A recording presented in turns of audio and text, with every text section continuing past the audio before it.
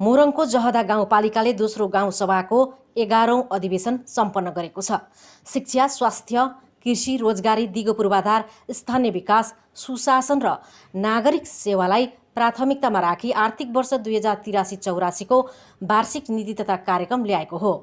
ग्रामीण क्षेत्रका विपन्न तथा गरिब नागरिकहरूलाई सर्वसुलभ स्वास्थ्य सेवा उपलब्ध गराउने उद्देश्यले 15 शय्या सहितको आधारभूत अस्पताल निर्माण कार्य सम्पन्न गर्न सङ्घीय सरकारसँग समन्वय गरी सञ्चालन गर्ने, जहदा गाउँपालिकाबाट प्रवाह हुने सम्पूर्ण सार्वजनिक सेवाहरू एकै स्थानबाट प्रवाह गर्ने उद्देश्यका साथ निर्माणाधीन प्रशासकीय भवनको निर्माण कार्यलाई यसै आर्थिक वर्षमा सम्पन्न गरी सेवा प्रवाह गर्ने, विद्यालय अनुगमन प्रणालीलाई थप व्यवस्थित र पारदर्शी बनाई गुणस्तरीय शिक्षा प्रदान गर्नका लागि सम्पूर्ण विद्यालयमा CCTV जडान र हाजिरीको व्यवस्था गर्ने, डोम, चमार, ऋषिदेव र पासवान समुदायका विद्यार्थीहरूलाई उच्च शिक्षा अध्ययनका लागि छात्रवृत्ति उपलब्ध गराइने नीति तथा कार्यक्रममा उल्लेख छ। स्थानीय पाठ्यक्रमलाई निरन्तरता दिने, जहदा 1 बुधनगर स्वास्थ्य चौकीबाट बर्थिङ सेवा सञ्चालन भइरहेकोमा यस आर्थिक वर्षदेखि जहदा 5 मजारे स्वास्थ्य चौकीबाट पनि बर्थिङ सेवा सञ्चालन गर्ने,